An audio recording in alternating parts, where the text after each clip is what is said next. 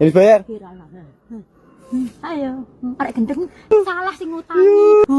Duwe enak. Ini bayar. Ayo, arek gendeng salah sing ngutangi. Duwe enak. Alasannya apa mau bayar? Aku rendi duit. Lu kok rendi duit kok utang? Iyalah. Piye? Apa rendi duit kok utang? Ya ora iso. Kowe sing nganggo duit kok mau bayar? Iya, aku mau bayar. Kok mau bayar piye maksudnya? Mau bayar ke piye maksudnya? Mau bayar. Kok mau bayar? Kok mau piye? Aku mau bayar, wes.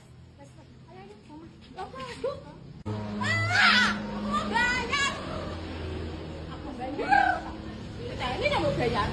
Asu kayak lu kok ora dibayar piye lah? Ya ora ngurus ya. Duitku hakku, kowe butuh ya ana nek. Ora ana. Kok ben lah? Lah kenapa ora motor iki sembok tinggal? Stres ya senteng kowe wanjan. Amin, matur nuwun ya Allah. Aku ora stres amin, matur nuwun. Matur nuwun ya Allah, matur nuwun. Assalamualaikum warahmatullahi wabarakatuh. Apa kabar teman-teman semua, Kofizen semuanya? Semoga kita selalu dalam lindungan Allah subhanahu wa ta'ala. Apa yang saya tampilkan ini adalah makhluk-makhluk manusia-manusia yang tidak tahu malu. Mereka berani berhutang tetapi mereka tidak mau membayar. Bahkan ketika ditagih malah ngelotot, malah ngotot, malah mencak-mencak, lebih galak daripada yang dihutangi. Ini kita lihat, coba cek muka-mukanya. Ini kan muka-muka orang-orang yang jahat gitu, muka-muka sadis, muka-muka bengis. Orang-orang seperti ini kalau kamu punya tetangga seperti ini, Masya Allah, nggak nyaman hidupmu. Jadi yang bisa kita lakukan adalah mendoakan dia, semoga cepat sadar, semoga cepat mengembalikan uang yang sudah dia pinjam. Kalau dia tidak mau mengembalikan, ya doakan saja, semoga hidupnya tidak berkah. Kalau hidupnya tidak berkah, rezekinya makin sempit. Dan tentunya harus kita sebarkan juga rumor-rumor kepada orang lain, bahwa orang ini kalau berhutang itu nggak bisa dibayar, nggak mau bayar. Jadi supaya orang-orang lain kalau mau minjemin dia itu juga mikir-mikir.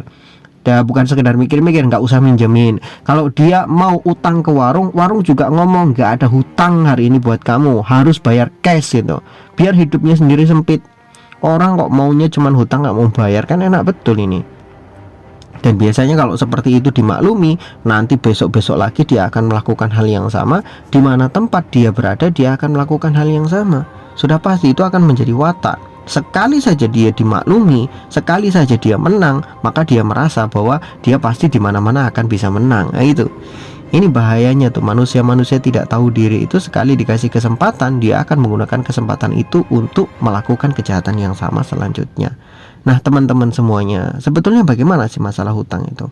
Rasulullah Shallallahu Alaihi Wasallam itu membenci orang-orang yang berhutang.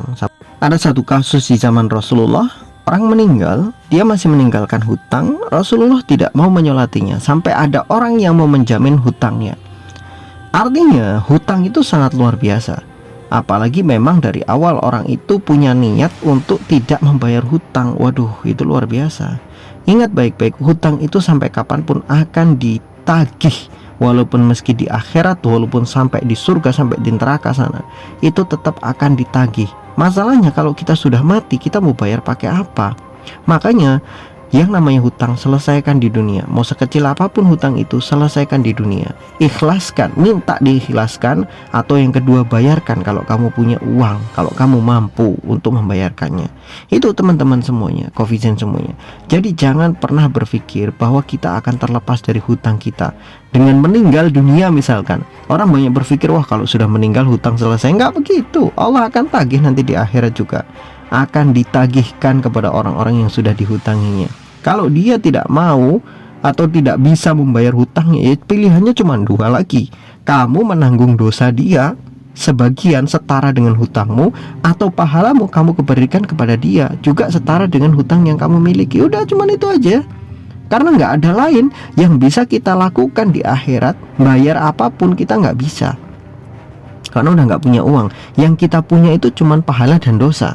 Hanya itu yang bisa kita gunakan sebagai barter, sebagai pembayaran hutang. Nah kalau misalkan kita sudah pahalanya ngepres, kok masih ditambah dengan hutang, waduh sudah gagal kita masuk surga. Apalagi kita sudah tidak punya banyak pahala, banyak dosanya, hutangnya juga banyak, ya sudah, siap-siap kita akan mendapatkan tanggungan dosa dari berbagai macam orang yang sudah kita hutangi mereka. Itu tolong, jadi jangan remehkan yang namanya hutang. Sebagaimanapun yang namanya hutang tetap harus dilunasi. Wallahu a'lam bishawab, semoga bermanfaat.